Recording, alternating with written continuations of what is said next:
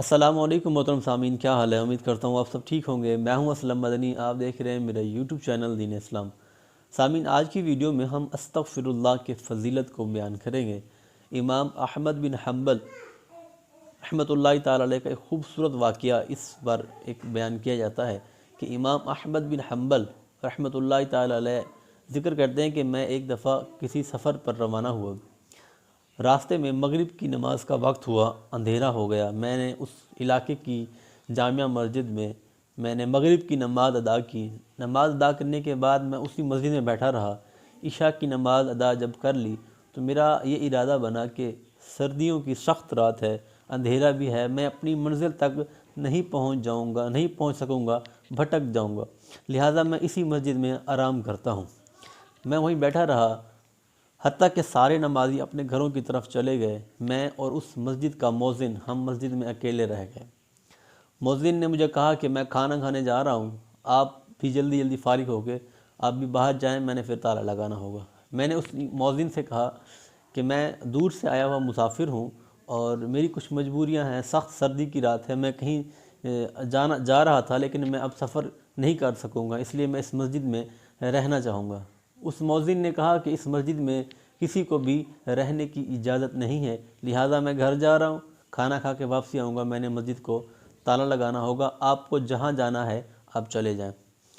اور وہ آیا، کھانا کھا کے اس نے میرے سامان کو باہر پھینک دیا اور مجھے ہاتھ پکڑ کے مسجد سے باہر نکال دیا۔ اب میں سوچ رہا تھا کہ میں کہاں جاؤں۔ اتنے میں تھوڑا سا جب سفر میں نے کیا تو مجھے ایک نان بائی، روٹی پکانے والے کی دکان نظر آئی، تندور پہ روٹیاں لگا رہا تھا۔ میں اس کے تندور کے قریب ہوا تو مجھے کچھ وہاں سے گرمائش اس کے تندور سے محسوس ہوئی۔ میں نے اسے کہا کہ کیا یار میں یہاں بیٹھ جاؤں، آپ کے تندور کے پاس کچھ آگ سیک لیتا ہوں۔ اس نے کہا اگر آپ میرے کام میں مجھے ڈسٹرب نہ کریں تو بیٹھ جائیں، مجھے کوئی حرج نہیں ہے۔ آپ فرماتے ہیں کہ میں وہاں قریب بیٹھ گیا، میں دیکھتا رہا کہ وہ کرتا کیا ہے۔ میں نے دیکھا کہ جب بھی وہ آٹا گوندتا ہے استغفر اللہ پڑھتا ہے، جب بھی وہ پیڑا گوندتا ہے روٹی کے لیے تب بھی وہ استغفر اللہ پڑھتا ہے، اور جب وہ روٹی بنانے شروع کرتا ہے تب بھی وہ استغفر اللہ پڑھتا ہے، جب وہ روٹی تندور میں لگاتا ہے تب بھی وہ استغفر اللہ پڑھتا ہے، اور جب وہ روٹی گراہک کو دیتا ہے تب بھی وہ استغفر اللہ پڑھتا ہے۔ یعنی اس کے ہر عمل میں نے استغفر اللہ دیکھا۔ تو میں نے اسے پوچھا کہ یار تمہارے ہر عمل میں استغفر اللہ کیوں ہے، اس کی کیا وجہ ہے؟ اس نے ایک بات بتائی کہ دراصل میں جب اس تندور پر نوکری کی تلاش میں آیا تو میری تنخواہ اتنی کم تھی کہ میرا گزر بسر اس پر نہیں ہوتا تھا۔ میرے والدین ہیں، میری بیوی بچے ہیں اور میرے بہن بھائی بھی ہیں، اور ان تمام اپنے خاندان کا میں اکیلا ایک کمانے والا ہوں، جو میں اس تندور سے کماتا تھا اور میں اس سے گھر چلاتا تھا، اور اتنا کماتا تھا کہ 3 ٹائم کا میں کھانا اپنے گھر والوں کو اچھی طرح نہیں کھلا سکتا تھا، یعنی کہ روزگار میرا تنگ تھا۔ اتنے میں ایک دن فجر کی نماز پڑھنے کے لیے مسجد میں گیا، وہاں بیٹھا اپنے سارے معاملات کو، اپنی پریشانیوں کو، اپنی بے روزگاری کو یاد کر کے میں وہاں رو رہا تھا۔ اس شخص نے مجھے کہا کہ ایک شخص ملا، بزرگ ملا، اس نے کہا کہ تم کیوں رو رہے ہو؟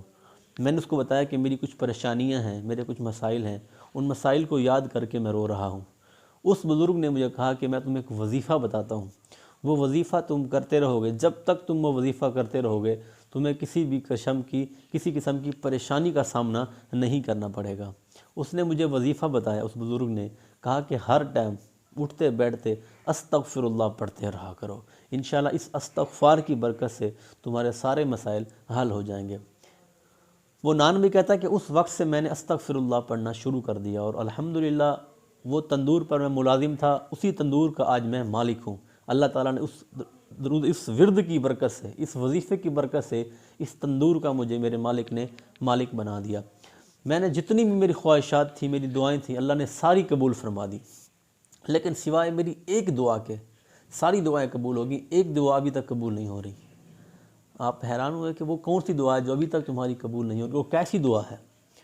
اس نان بھائی نے کہا کہ میں دعا کرتا ہوں اللہ تبارک و تعالیٰ سے ہر وقت کہ جب تک مجھے جلد اللہ تبارک و تعالیٰ امام احمد بن حنبل کی زیارت کروا دے، میں جب تک مروں نہ، جب تک ان سے میں ملاقات نہ کر لوں، جب میں ان کی زیارت نہ کر لوں۔ امام احمد بن حنبل حیران ہو گئے کہ اتنی بڑی فضیلت ہے استغفار کی، اللہ تبارک و تعالیٰ اس کی ساری دعائیں قبول فرما دی۔ اللہ تبارک و تعالیٰ نے پھر امام احمد بن حنبل نے ان کو بتایا کہ اللہ تبارک و تعالیٰ نے تمہاری یہ بھی دعا قبول فرما لی۔ وہ حیران ہوا، اس نے پوچھا کیسے؟